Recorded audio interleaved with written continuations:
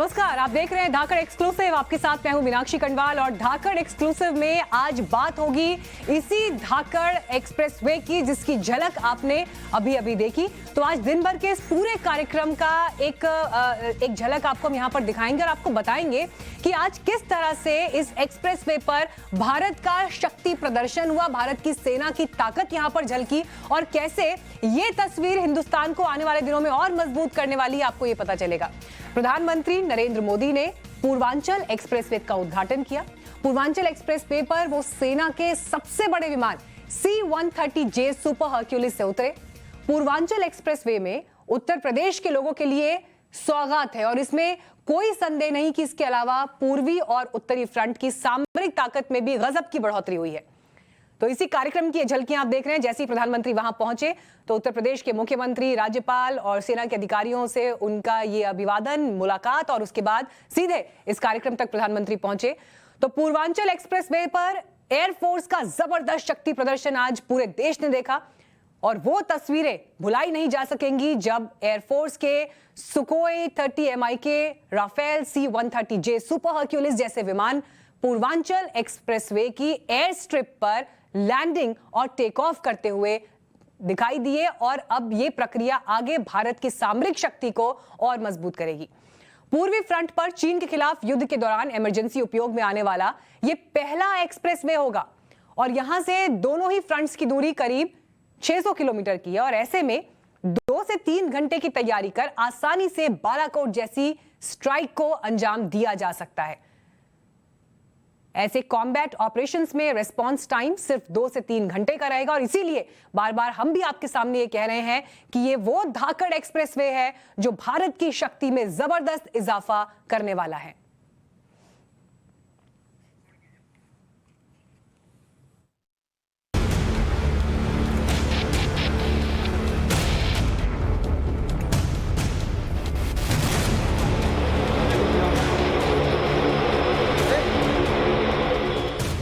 Purvanchal expressway पर 3.2 kilometre लंबी air strip पर आज C-130J हरक्यूलिस लैंड हुआ। हरक्यूलिस की लैंडिंग पूरी दुनिया को यह संदेश है कि भारत ने सामरिक दृष्टि से मजबूती की तरफ एक कदम और बढ़ा दिया है। ये एक्सप्रेसवे उत्तर प्रदेश को तेज गति से बेहतर भविष्य की ओर ले जाएगा। ये एक्सप्रेसवे यूपी के विकास का एक्सप्रेसवे है। ये एक्सप्रेसवे यूपी की प्रगति का एक्सप्रेसवे है। ये एक्सप्रेसवे नए यूपी के निर्माण का एक्सप्रेसवे है। हरक्यूलिस की लैंडिंग के बाद पूर्वांचल एक्सप्रेसवे पर बनी एयर स्ट्रिप पर भारत ने अपना शक्ति प्रदर्शन किया। मिराज 2000, सुखोई 30 MKI, जगुआर लड़ाकू विमानों ने टच डाउन किया। पूर्वांचल एक्सप्रेसवे पर भारतीय वायुसेना के लड़ाकू विमानों का ये कारनामा ये बताने के लिए काफी है कि एक्सप्रेसवे 2 मोर्चों पर जंग होने की स्थिति में महत्वपूर्ण भूमिका निभाएगा। उत्तरी और पूर्वी बॉर्डर के नजदीक होने की वजह से यहां से दोनों ही फ्रंट पर आसानी से फाइटर एयरक्राफ्ट ऑपरेट किए जा सकेंगे। देखिए, सहारनपुर एक स्ट्रैटेजिक डेप्थ यदि आप मानिएगा तो उसकी कैपेबिलिटी देता है। ये जो पूर्वांचल एक्सप्रेस बना है 413 किलोमीटर का, आपदा में भी ये बहुत बड़ा रोल अदा कर सकती हैं क्योंकि यहाँ पर सामान लेकर के जाना और उसको बिल्डअप करना और फिर 3.2 किलोमीटर लॉन्ग स्ट्रिप जहाँ पर आपके ट्रांसपोर्ट एयरक्राफ्ट उठ सकते हैं, उतर सकते हैं, रिफ्यूल कर सकते हैं। पूर्वांचल एक्सप्रेसवे पर लड़ाकू विमानों की यह महज एक्सरसाइज नहीं है, ये पूर्वी और उत्तरी फ्रंट पर भारत की बड़ी सामरिक शक्ति का नजारा है। पूर्वी फ्रंट पर चीन के खिलाफ युद्ध काल के दौरान इमरजेंसी उपयोग में आने वाला ये पहला एक्सप्रेसवे होगा। यहाँ से उत्तरी और पूर्वी दोनों ही फ्रंट्स की दूरी करीब 600 किलोमीटर है। यानी अगर वक्त आया तो बालाकोट जैसी स्ट्राइक को 2 से 3 घंटे में आसानी से अंजाम दिया जा सकता है।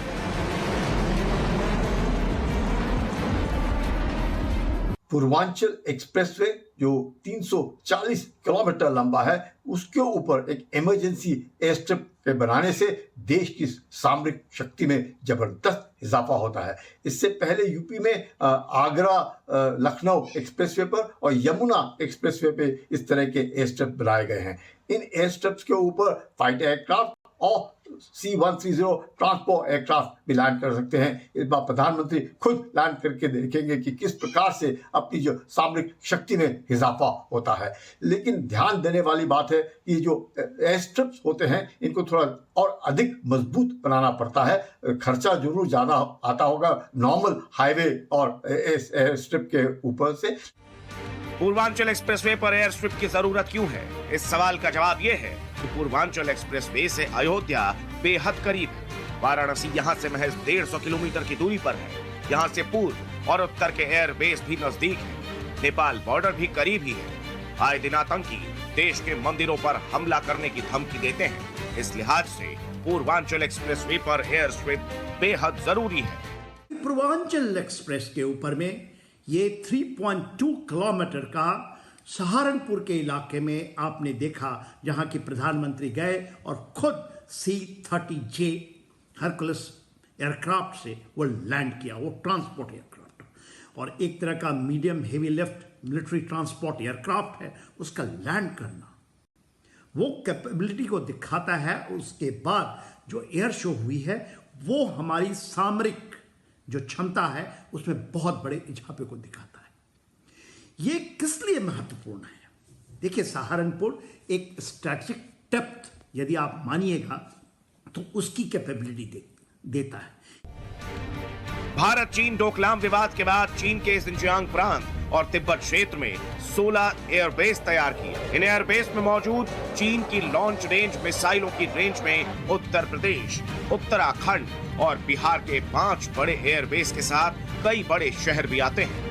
लेकिन पूर्वांचल में एयर स्ट्रिप बनाने से चीन भी अब भारत की 600 किलोमीटर की रेंज तक मार करने वाली मिसाइलों की जद में आ चुका है। यानी एयरफोर्स पूर्वांचल एक्सप्रेसवे पर सुल्तानपुर से ही चीन पाकिस्तान के खिलाफ कॉम्बैट ऑपरेशन को अंजाम दे सकता है।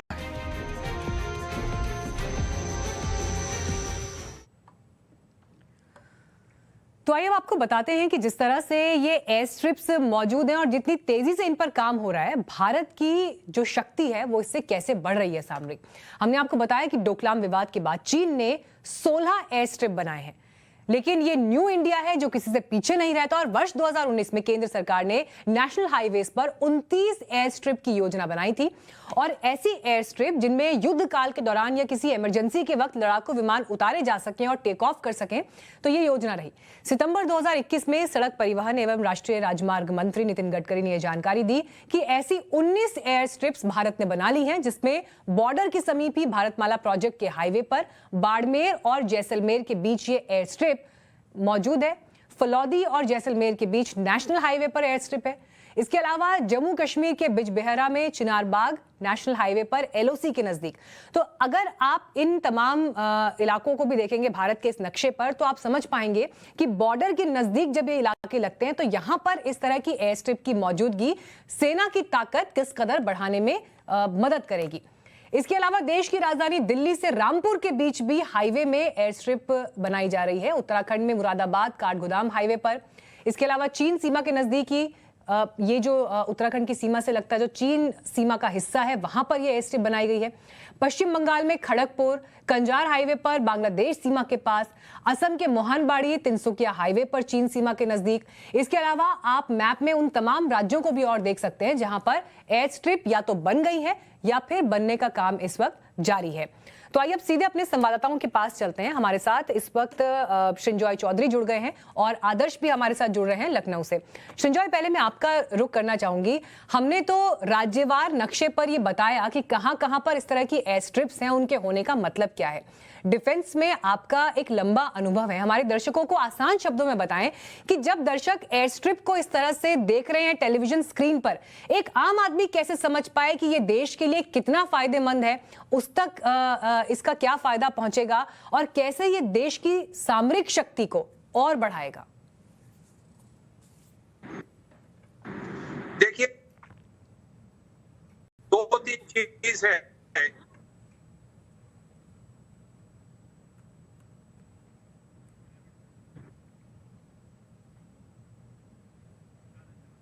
जी श्रृंजॉय, आपकी आवाज हम तक ठीक से नहीं पहुंच रही है, आपके पास मैं लौटती हूं। आदर्श भी मौजूद है हमारे साथ। आदर्श, देखिए आज ये तस्वीरें पूरे देश ने देखी, प्रधानमंत्री वहां पर मौजूद, उत्तर प्रदेश के मुख्यमंत्री, इसके अलावा राज्यपाल, और उनकी मौजूदगी में ये जो पूरा दमखम एयरफोर्स का दिखाई दिया, इस तस्वीर की अपनी एक अलग अहमियत है। लेकिन उससे अलग उत्तर प्रदेश में तो चुनाव भी हैं, और कहीं ना कहीं भारत की सामरिक शक्ति अगर बढ़ती है और इस एक्सप्रेसवे से लोगों को एक फायदा मिलता है, लेकिन वो राजनीति के केंद्र में भी आ जाता है। आप जब वहां पर मौजूद हैं, आपने जब इन तस्वीरों को बेहद करीब से देखा, क्या आपने उत्तर प्रदेश में इस एक्सप्रेसवे को लेकर, इन तस्वीरों को लेकर सेंटिमेंट महसूस किया?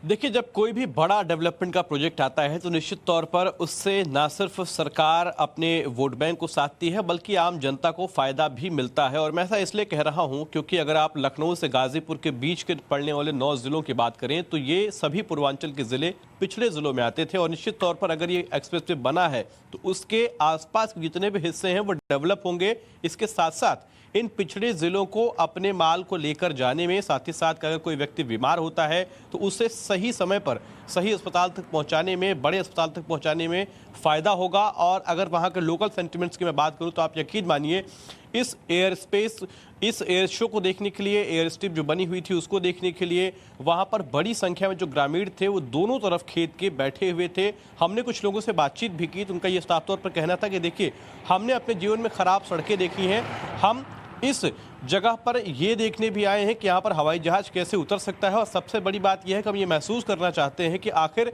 सड़क पर जो गाड़ियाँ नहीं चल पाती थी, क्या उस पर हवाई जहाज भी चल सकता है। ये देखने और समझने के लिए हम यहाँ पर आए हैं। तो ये आप सेंटीमेंट समझिए कि जिस व्यक्ति ने पिछड़े इलाके के तौर पर अपने ज़िले, अपने आसपास के ज़िलों में ये देखा हो कि सड़कों पर इतने गड्ढे हों कि गाड़ियाँ तक नहीं चल पाती हैं और वहां पर हवाई जहाज उतर रहा है। मैं अपने कैमरा पर्सन से कहूंगा कि आपको एक बार तस्वीरें भी दिखा दे।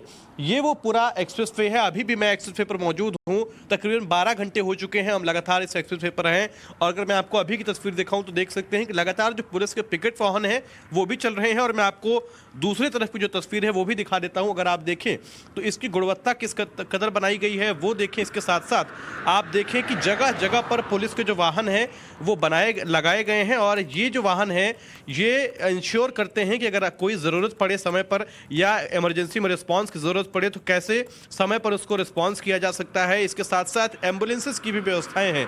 ये वो तमाम व्यवस्थाएं हैं जो एक मानक के तौर पर अगर कहीं भी इस टाइप का प्रोजेक्ट बनता है, किस टाइप का एक्सेसवे बनता है तो वहाँ पर होने चाहिए। वो सभी चीज़ें यहाँ पर बनाई गई हैं। और निश्चित तौर पर ये 28 ज़िले हैं पूर्वांचल में और 164 से ज़्यादा विधानसभा की सीटें हैं। 115 सीटें जो है वो बीजेपी ने 2017 चुनाव में जीती थी, और ऐसे में बीजेपी भी उम्मीद कर रही है कि इस बार इस प्रोजेक्ट से उनको और ज़्यादा फ़ायदा होगा। और चूंकि 2017 से पहले के विधानसभा चुनाव में सपा और बसपा का गढ़ माना जाता था ये पूरा इलाका, ऐसे में आजमगढ़, गाजीपुर या उसके आसपास बलिया या उसके आसपास के दूसरे इलाकों की हम बात करें तो यहाँ पर बीजेपी ने पिछले चुनाव में काफ़ी बढ़त बनाई थी। और इस प्रोजेक्ट के जरिए उम्मीद कर रही है कि आने वाले विधानसभा चुनाव में भी उसको फ़ायदा होगा। तो ना सिर्फ सामरिक दृष्टि से, जैसा कि दूसरे जो एक्सपर्ट्स हैं वो बता रहे थे, इसके साथ साथ बल्कि राजनीतिक दृष्टिकोण से और विकास के दृष्टिकोण से देखें तो सभी मायनों में ये एक्सप्रेसवे पूर्वांचल के लिए बेहद ज़रूरी भी था। और इस वक्त की हम बात करें तो अभी के लिहाज से बेहद महत्वपूर्ण हो जाता है, क्योंकि 2022 का विधानसभा चुनाव भी आने वाला है। जी, तो आदर्श ने इसको पूरा आपके लिए एक्सप्लेन किया कि आखिर किस तरह से राजनीतिक रूप से महत्वपूर्ण होने वाला है, सामाजिक और विकास के लिहाज से। और जब प्रधानमंत्री भी आज वहां पर मौजूद थे तो उन्होंने भी कहा कि उत्तर प्रदेश के लिए ये एक विकास पथ साबित होगा, उत्तर प्रदेश को ये जोड़ेगा। श्रृंजॉय चौधरी भी आ गए हमारे साथ। श्रृंजॉय, राजनीति सामाजिक तौर पर विकास के लिहाज से कितना महत्वपूर्ण है इस पर बात हुई, लेकिन सामरिक लिहाज से, क्योंकि आज भारत की एयरफोर्स का जो दमखम हमने देखा इस एयर स्ट्रिप पर, सामरिक लिहाज से कितना महत्वपूर्ण है बताइए।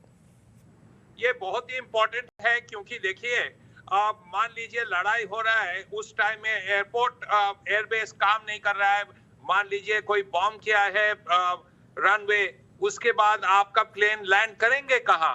यहाँ जगह बना दी है गवर्नमेंट, यहाँ लैंड कर सकते हैं ऑन द हाईवे। ये बहुत ही इम्पोर्टेंट होगा, क्योंकि ऑलवेज एक एडिशनल अपॉर्चुनिटी है पायलट के लिए। और देखिए, ये इंश्योरेंस पॉलिसी के टाइप है। ये आपका जो एडिशनल लैंडिंग स्ट्रिप है, आपका हाईवे भी है, आपका लैंडिंग स्ट्रिप भी है, क्योंकि लड़ाई के टाइम में तो काम में आएगा ही। आप देखिए, कोई क्राइसिस हो गया, कोई अर्थक्वेक हो गया, कोई फ्लड हो गया, ये रहेगा और बहुत जल्दी सप्लाई आ सकता है। ठीक है, मान गया आपका एयरबेस है, वहां आ सकता है, लेकिन ये एडिशनल सप्लाई के लिए ये भी बहुत अच्छा है। तो ये एक ही बात है, मानने पड़ेगा, ये मेंटेन करना है ठीक से, क्योंकि आपका प्लेन लैंड करने का मामला है तो मेंटेनेंस बहुत ही अच्छा होना चाहिए, जैसे रनवे का मेंटेनेंस होता है। बिल्कुल, ये आपने बहुत इंपॉर्टेंट बात सृंजॉय यहाँ दर्शकों को बताई कि शिलान्यास, उद्घाटन और उससे आगे की बातें एक तरफ, लेकिन जब हम इतने बड़े दावे कर रहे हैं तो उसका मेंटेनेंस भी उस तरह से हो, क्योंकि यहाँ पर मामला अगर सामरिक लिहाज से भी ये महत्वपूर्ण है, एयर स्ट्रिप की बात हो रही है, तो ये एक बेहद अहम बिंदु यहाँ पर। आदर्श, आपका भी धन्यवाद। सृंजॉय, आपका भी बहुत बहुत शुक्रिया हमारे साथ जुड़ने के लिए। लेकिन पूर्वांचल एक्सप्रेसवे का जब उद्घाटन तो हुआ और वो तस्वीरें भी आपने देखी, लेकिन कैसे उस पर राजनीति जारी है लंबे समय से, ये देखना भी अहम है। उत्तर प्रदेश की परियोजनाओं पर वार पलटवार लगातार जारी है।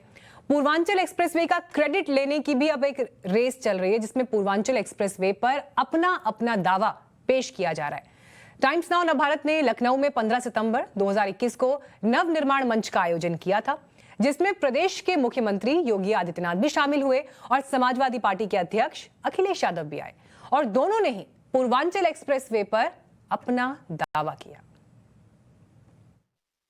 जब आप 2017 में चुनाव जीतकर आए, मुख्यमंत्री बने, लोग हर जगह परसेप्शन का एक खेल होता है, तो उस वक्त लोगों ने ये ज़रूर सोचा मन में कि योगी जी मुख्यमंत्री बने हैं, मंदिर का काम होगा सिर्फ या विकास का काम भी होगा, गवर्नेंस का काम भी होगा।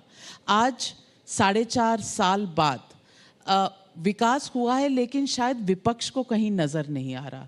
विपक्ष कहती है कि एक्सप्रेसवे हमने बनाया था, उद्घाटन योगी जी ने किया, हमने नींव लगाई थी, लेकिन दोबारा नींव लगा दी योगी जी ने। मेट्रो के प्रॉमिसेस किए थे, वायदे किए थे, लेकिन मेट्रो आई नहीं, ना गोरखपुर में ना लखनऊ में ही आगे बढ़ी है। विपक्ष को आप क्या जवाब देंगे? 4.5 वर्ष के अपने कार्यकाल के दौरान हम लोग इस समय 5 एक्सप्रेसवे पे काम कर रहे हैं। 5 एक्सप्रेसवे। पूर्वांचल एक्सप्रेसवे अक्टूबर में प्रधानमंत्री जी राष्ट्र को समर्पित करेंगे। बुंदेलखंड एक्सप्रेसवे हम लोग प्रयास कर रहे हैं कि नवंबर के एंड तक हम इसको प्रधानमंत्री जी के ही कर कमलों से राष्ट्र को समर्पित करवाएं। गोरखपुर लिंक एक्सप्रेसवे युद्ध स्तर पर कार्य चल रहा है। बलिया लिंक एक्सप्रेसवे, उस पर हमारी कार्रवाई आगे बढ़ रही है, और मुझे लगता है कि देश का जो सबसे बड़े एक्सप्रेसवेज में एक है गंगा एक्सप्रेसवे, मेरठ से प्रयागराज तक। हम लोग अगले 1-2 महीने के अंदर उसके भी भूमि पूजन और कार्य शुभारंभ आदरणीय प्रधानमंत्री जी के कर कमलों से करवाने का प्रयास कर रहे हैं। इंफ्रास्ट्रक्चर की बड़े बड़े सपने दिखाए जाते हैं। ये पूर्वांचल एक्सप्रेसवे जो आज कहा जा रहा है, ये समाजवादी पूर्वांचल एक्सप्रेसवे था। इसका शिलान्यास समाजवादी सरकार में हुआ, अलाइनमेंट समाजवादी सरकार ने बनाया, पूरे टेंडर डॉक्यूमेंट समाजवादी सरकार ने बनाए, टेक्निकल जितनी भी चीज़ें थी क्लियरेंसेस समाजवादी सरकार में बनी। शिलान्यास का शिलान्यास करवाया प्रधानमंत्री जी से। ये जो एक्सप्रेसवे बुंदेलखंड की बात कर रहे हैं आप, ये झांसी से सिद्धार्थनगर जोड़ना था। मायावती वाला आपने इनॉग्रेट कर दिया था, तो इसका इन्होंने कर दिया, क्या फर्क पड़ता है? ये आपका कोई जवाब नहीं है। नहीं, जवाब तो मुझे देना भी नहीं है, ये तो सवाल हम योगी जी से पूछेंगे। लेकिन मैं पूछ रही हूँ कि जब इतना काम हुआ था तो लोगों को कन्विंस क्यों नहीं कर पाई, इसका क्या जवाब है आपके पास? समाजवादी लोग विकास की बात करते रहे और भारतीय जनता पार्टी ने जनता को बहकाया। तो आप देखेंगे 15,200 करोड़ रुपए का वही एक्सप्रेसवे 11,800 करोड़ रुपए में बन रहा है। पहले से चौड़ा, पहले से मजबूत, पहले से ज़्यादा अच्छा। ये जो 3-3.5 हजार करोड़ रुपए किसके पास जा रहे थे? कौन इसको हजम करना चाहता था? दाल में कुछ काला था ना। और यही कारण है कि इन लोगों को ये सब पच नहीं रहा है। क्योंकि कार्य तो अब बोल रहा है ना, पूर्वांचल एक्सप्रेसवे कोई भी जाएगा उसको देखेगा कार्य कैसा होता है। जब एक्सप्रेसवे अपना बता रहे हैं, हमारे मुख्यमंत्री जी स्टेडियम अपना बता रहे हैं, भी नहीं रहे थे, आपने उनका ये बना सब दिया, रंग का रंग बदल दिया, वो हमारा हो गया। ये उन्होंने वैक्सीनेशन नाम बदल दिया, वो हमारा हो गया। और आपने उनका मैं तो आपसे कह रहा हूं कि चैनल का नाम तो अच्छा रख लिया कि नहीं रख लिया। अगर मुख्यमंत्री जी आए, हो सकता है इस चैनल का भी नाम बदल दें। चैनल का नाम तो नहीं बदलेंगे। आप कैसे कह सकते हैं? मैं कह सकती हूँ हमारे मुख्यमंत्री जी हैं, वो नाम बदल सकते हैं। क्योंकि मैं बहकावे में नहीं आती ना, लोग बहकावे में आते हैं, मैं बहकावे में नहीं आती, इसलिए इस चैनल का नाम, मेरा संकल्प है, हमारे ग्रुप का संकल्प है कि हम बदलेंगे नहीं। मेरा जवाब, नव भारत भी रहेगा, ये नव निर्माण भी रहेगा, ये नहीं कोई बदल सकता, आप नहीं, कोई और सरकार। मेरा जवाब और अपने सवाल का जवाब आपने खुद दे दिया। मैं आप नहीं बहकेंगी। मैं यही चाहता हूं कि जनता जागरूक हो। पूछा जाना चाहिए विपक्ष को कि ये पूर्वांचल एक्सप्रेसवे कौन बना रहा है? आखिर हम लोग बना रहे हैं ना।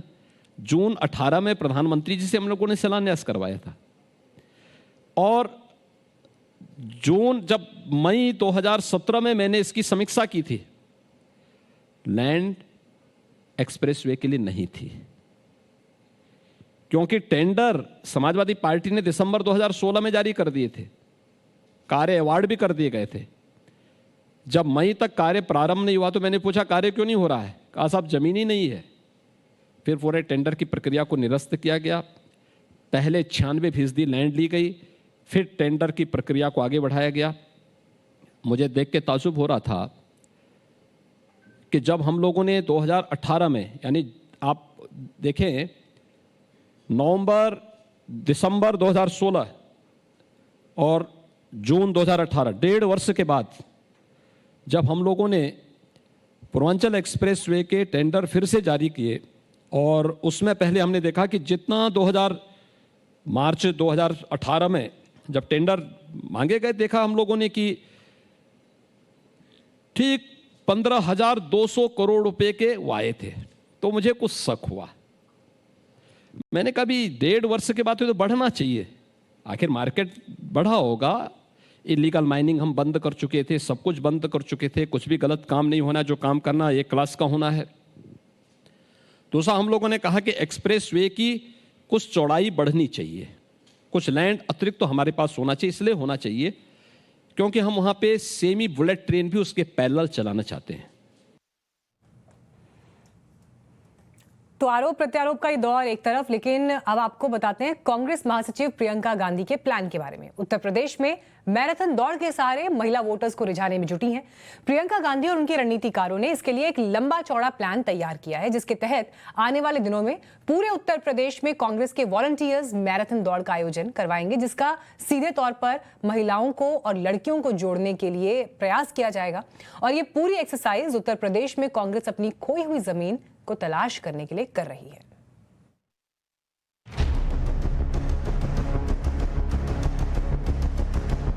उत्तर प्रदेश में कांग्रेस ने अपनी खोई हुई जमीन को वापस पाने के लिए प्रियंका गांधी को उतारा, और प्रियंका गांधी का भी ये प्लान है कि महिलाओं के जरिए ही उत्तर प्रदेश के विधानसभा चुनाव में नैया पार लगाई जाए।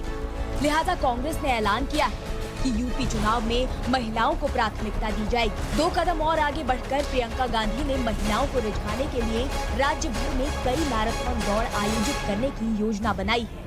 ये मैराथन दौड़ लड़कियों के लिए ही होगी। मैराथन का नाम लड़की हूँ, लड़ सकती हूँ प्रियंका गांधी के दिए नारे पर रखा गया है। दौड़ जीतने वाली लड़कियों को पुरस्कार के तौर पर स्कूटी और स्मार्टफोन दिया जाएगा। देखिए, इसे राजनीतिक चश्मे से न देखा जाए। प्रियंका गांधी का हर भरपूर प्रयास है कि महिलाओं को उनका हक अधिकार मिले, हर क्षेत्र में वो आगे आए। तो मैराथन के बारे में भी उन्होंने आकर्षक पुरस्कारों की घोषणा की है, जिससे महिलाएं निकल कर आएँ। आखिर इन्हीं की प्रतिभाएं तो आगे बढ़कर ओलंपिक में हमें मेडल दिलाती हैं, खेलों में हमारा मान सम्मान बढ़ाती। तो प्रियंका जी की इस कोशिश को मैं सैल्यूट करता हूँ, एक अच्छा कदम है। प्रियंका गांधी वाड्रा ने प्रतिज्ञा यात्रा के दौरान वादा किया था कि ग्रेजुएट छात्राओं को मुफ्त स्कूटी और 12वीं पास छात्राओं को मुफ्त स्मार्टफोन दिया जाएगा।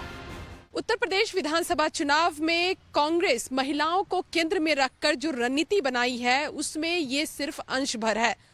पूरे प्रदेश में 3,750 महिलाओं की एक टीम कांग्रेस पार्टी ने तैयार की है और इस पूरे टीम में दो महिलाओं की जो टीम है वो जिलों में दौरा करेंगी, जिसमें एक युवा महिला और एक वयस्क महिला की टीम होगी जो घर घर जाकर कांग्रेस की बात पहुंचाने का काम करेगी।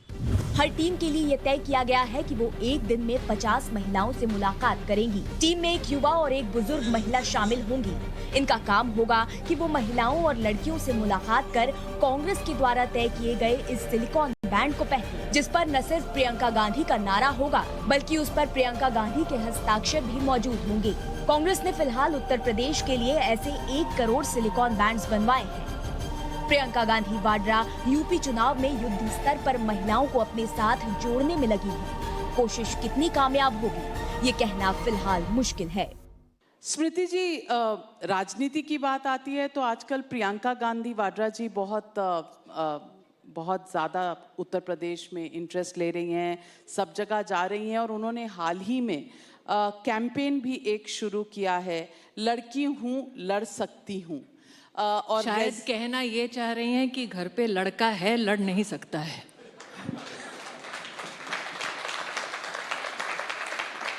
ये पता नहीं, शायद ऑडियंस ना समझी हो, ये लड़का कौन सा है जिसके बारे में ये एक बहुत पुरानी हिंदुस्तान में कहावत है कि ये पब्लिक है, सब जानती है। लड़का कौन है उसको भी अच्छी तरह से पहचानती है। प्रियंका गांधी के यूपी प्लान के तहत डोर टू डोर कैंपेन की योजना है, जिसके जरिए करीब 3 करोड़ महिला वोटरों तक पहुंचने का लक्ष्य है। 2017 के आंकड़ों के मुताबिक प्रदेश में महिला वोटरों की संख्या 6 करोड़ 44 लाख थी। यूपी कांग्रेस के सूत्रों का कहना है कि पार्टी ने 3 करोड़ महिला वोटरों तक पहुंचने की रणनीति इसी आधार पर बनाई है, क्योंकि 2017 के चुनाव में 3 करोड़ 10 लाख महिला वोटरों ने वोट दिए थे। इनमें से 1 करोड़ 60 लाख महिला वोटर 18 से 40 की आयु की थी। 2017 विधानसभा चुनाव में उत्तर प्रदेश में 3 करोड़ महिला वोटर थी। आंकड़े बताते हैं कि 3 करोड़ महिला वोटर जिन्होंने वोट दिया वो ज्यादातर बीजेपी की वोट बैंक रही है। अब इस बार के विधानसभा चुनाव में कांग्रेस का जो टारगेट है और खासकर प्रियंका गांधी ये कोशिश कर रही है कि महिला वोटर को अपनी तरफ किया जाए। इस बाबत अलग अलग योजनाएं और कार्यक्रम कांग्रेस की तरफ से आयोजित किए जाएंगे। इसके अलावा प्रियंका गांधी वाड्रा पूरे उत्तर प्रदेश में 10 महिला टाउन हॉल जो है उसको भी संबोधित करेंगी। ये दिखाने की कोशिश होगी कांग्रेस पार्टी की कि वो उत्तर प्रदेश की महिलाओं की जरूरतों को समझती है और अगर कांग्रेस की सरकार बनती है तो महिलाओं की जरूरतों को पूरा करने वाली पार्टी भी कांग्रेस पार्टी ही रहेगी। रंजीता झा, टाइम्स नाउ, नव भारत, दिल्ली। बढ़ते आगे और रुक करते हैं इस वक्त की हेडलाइंस का। केंद्र सरकार ने करतारपुर कॉरिडोर को बुधवार से दोबारा खोलने का फैसला किया है। गृहमंत्री अमित शाह ने मंगलवार को इसका ऐलान किया। पंजाब के भाजपा नेताओं ने प्रधानमंत्री मोदी और गृहमंत्री अमित शाह से मुलाकात कर करतारपुर कॉरिडोर खोलने की मांग की थी। केंद्र सरकार के इस फैसले को पंजाब में अगले साल होने वाले विधानसभा चुनाव को देखते हुए काफी अहम माना जा रहा है।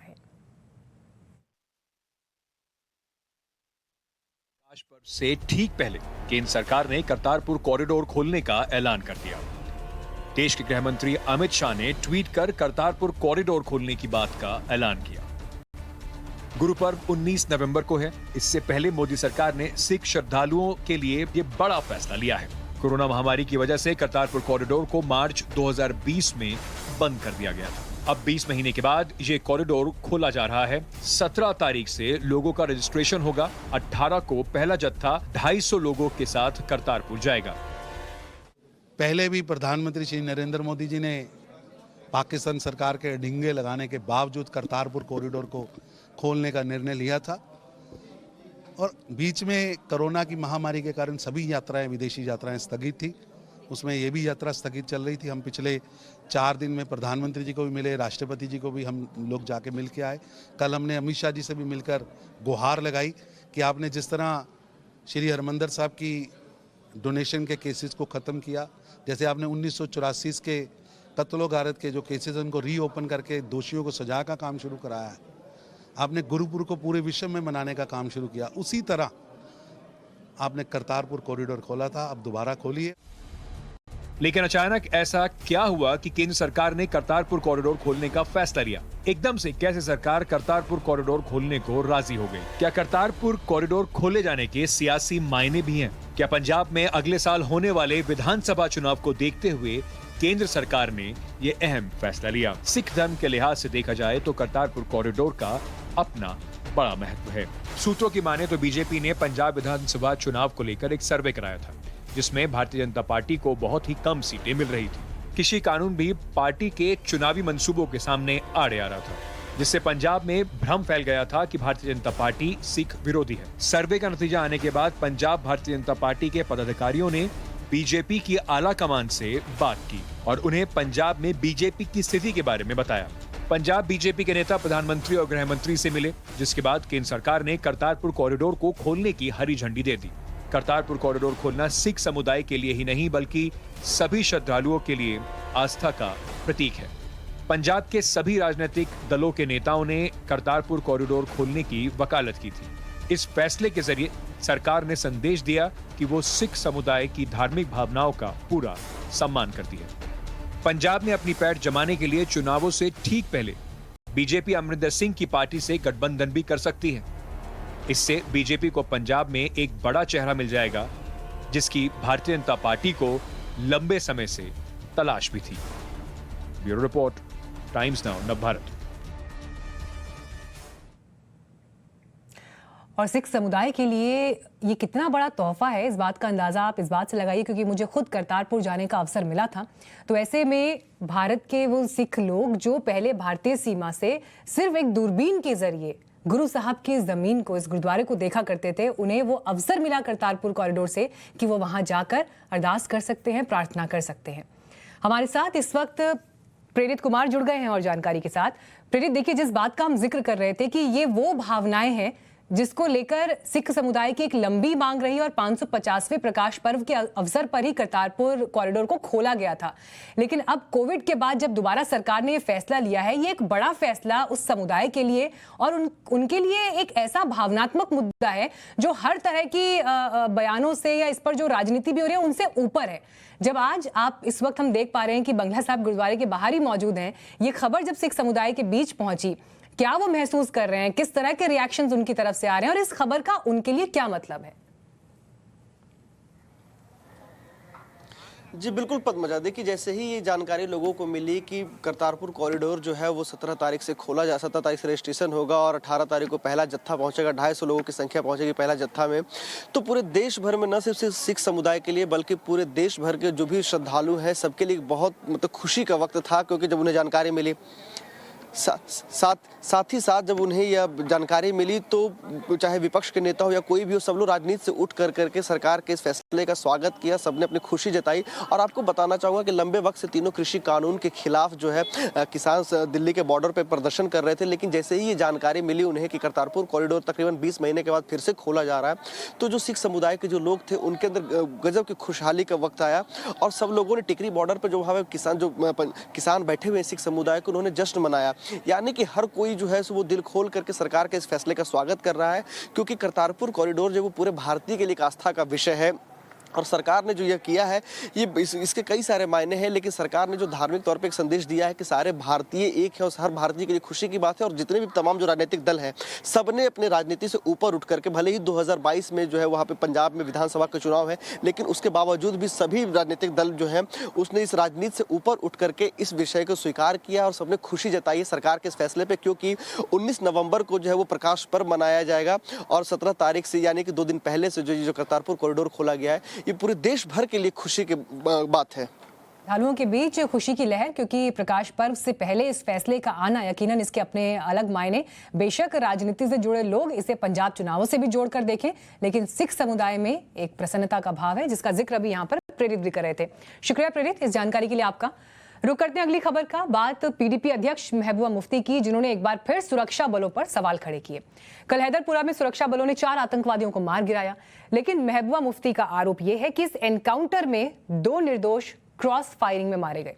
साथ ही उन्होंने केंद्र सरकार और बीजेपी पर देश में एक बार फिर हिंदू मुसलमान को आपस में बांटने का आरोप लगाया।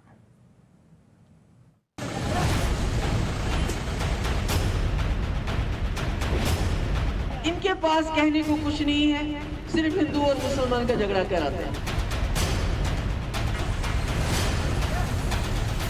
कश्मीर में सेना के जवानों ने आतंक को दिया मुंहतोड़ जवाब।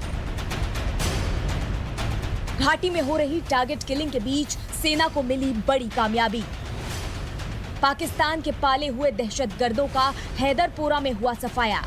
लेकिन सेना की इस कामयाबी में भी जम्मू कश्मीर की पूर्व मुख्यमंत्री महबूबा मुफ्ती राजनीति कर रही हैं और सेना के ही इस एनकाउंटर पर सवाल खड़े कर रही हैं। सुनिए महबूबा मुफ्ती का ये नापाक बयान। एनकाउंटर हुआ, मिलिटेंट मारे गए, हम समझते हैं, मगर मिलिटेंट के साथ साथ जो वहाँ इल्जाम लगा है कि जो घर का रहने वाला था, जो घर वाला था, उसको शील्ड बना के लेके गए, ये उसके घर वाले कहते हैं, वो भी मर गया। और एक जवान डॉक्टर आपकी तरह बिल्कुल यंग मुदस्सिर नाम का डॉक्टर, वो भी मारा गया। इनके पास एक ही मशीन, एक ही फैक्ट्री चलती है, वो है हिंदू मुस्लिम झगड़ा कराओ। त्रिपुरा से शुरू किया, उसके बाद यूपी, अब महाराष्ट्र, क्योंकि जूं इलेक्शन यूपी के नजदीक आएंगे।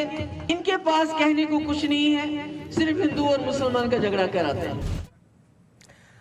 और इस वक्त और जानकारी के साथ प्रदीप दत्ता हमारे साथ मौजूद हैं। प्रदीप, हम देख रहे हैं महबूबा मुफ्ती ने एक बार फिर जिस तरह का बयान दिया, ये कोई नई बात नहीं है, लेकिन बड़ा सवाल प्रदीप यहाँ पर ये उठता है कि जो हालात इस वक्त घाटी में बने हुए हैं, जिस तरह की तस्वीर और परिस्थितियां वहां बिगड़ रही हैं, उन सब के बावजूद महबूबा मुफ्ती इस तरह का प्रोपेगेंडा फैलाती रहें, खुलेआम इस तरह के बयान देती रहें, लोगों को बरगलाती रहें, भड़काती रहें, उन्हें रोकने के लिए भी क्या कोई कदम उठाए जा रहे हैं, या इसको लेकर क्या मैकेनिज्म, क्या कोशिशें सरकार के पास हो सकती हैं? क्या इस पर कोई विमर्श, कोई बात जो है सामने आती है? देखिए, बिल्कुल मीनाक्षी, आपने सही कहा। जहां तक महबूबा मुफ्ती की सियासत की बात है, तो हमने अक्सर देखा है कि सुरक्षा बलों को लेकर अक्सर वो सियासत करती आई हैं। आज तक उन्होंने कभी भी सुरक्षा बलों के लिए बोला नहीं है, जबकि यही सुरक्षा बल के लोग हैं जो उन्हें 24 घंटे 365 दिन सुरक्षा प्रोवाइड करते हैं। और इन्हीं की वजह से अगर वो एक जगह से दूसरी जगह जा सकती हैं, तो इनफैक्ट उनको चाहिए था उन सुरक्षा बलों को सल्यूट करना, क्योंकि किस तरीके से आतंकवाद से पिछले 30 दशक से वो लड़ रहे हैं। और लगातार देखिए, महबूबा मुफ्ती का कोई भी बयान ना आतंकवादियों के खिलाफ आता है, ना पाकिस्तान के खिलाफ आता है। लेकिन जहां तक पब्लिक की बात है, पब्लिक पूरी तरह जानती है कि महबूबा मुफ्ती सियासत कर रही है। और यही एक वजह है कि आपने देखा होगा, जब पिछले कई महीने महबूबा मुफ्ती अंदर रही, तो एक भी कश्मीरी उनके लिए बाहर नहीं आया, ना ही किसी ने कोई आंसू बहाए, क्योंकि उन्हें मालूम था कि महबूबा मुफ्ती जब चीफ मिनिस्टर थी, लोगों के लिए कोई भी काम नहीं किया था। और जैसे ही वो पावर से बाहर जाते हैं, ऑल ऑफ ए सडन उन्हें लोगों की याद आने लगती है, क्योंकि उनके पांव के नीचे से जो सियासी जमीन है वो खिसकती जा रही है।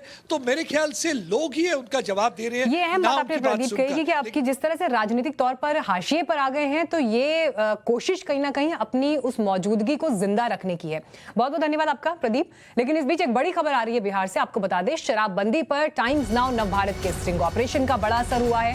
बिहार के डीजीपी एसके सिंघल ने कहा है कि आरोपियों की पहचान करेंगे और जो भी आरोपी होंगे उन पर कड़ी कार्रवाई की जाएगी। तो ये बड़ी खबर आपको बता रहे हैं, स्टिंग ऑपरेशन का असर, क्योंकि आज हमने आपको दिखाया था किस तरह से बिहार की राजधानी में स्वास्थ्य मंत्री के घर से महज 10 मीटर की दूरी पर शराब मिल रही है। उस पर क्या कहना है आपका? किसका? हम लोग देख वेरीफाई करके उस पर कार्रवाई कर देंगे। इसको मंत्री के आवास के बाद शराब की डिलीवरी हो जाती है, सीएम जा रहे थे वहाँ के 1 किलोमीटर के दायरे में, जहाँ भी चाहिए शराब आकर आपको पहुँचा देता है। इस पर सब चर्चा हो गई। देखिए, ऐसा है ना, इस पर अब सब चर्चा हो चुकी है। इसको क्वेश्चन को रिपीट करने का फायदा नहीं है। हमने बहुत इलेबोरेटेड तरीके से, बहुत डिटेल में आप सबको बता दिया। तो एक तरफ मुख्यमंत्री शराबबंदी पर बैठक कर रहे थे, दूसरी तरफ टाइम्स नाउ ने आपको इस स्टिंग ऑपरेशन में दिखाया कि किस तरह से महज 10 मीटर की दूरी पर स्वास्थ्य मंत्री के घर के बाहर आपको शराब मिलती हुई दिखाई दे रही थी। स्टिंग ऑपरेशन में शराबबंदी जहां पर है, उस राज्य में अगर ऐसा हो रहा है तो सवाल बड़े उठते हैं। हालांकि इस पर अब रिएक्ट किया है यहां पर डीजीपी ने और कह रहे हैं कि कड़ी कार्रवाई इस मामले पर की जाएगी। वक्त हमारे एक ब्रेक का है, फौरन लौटेंगे। देखते रहिए टाइम्स नाउ नवभारत।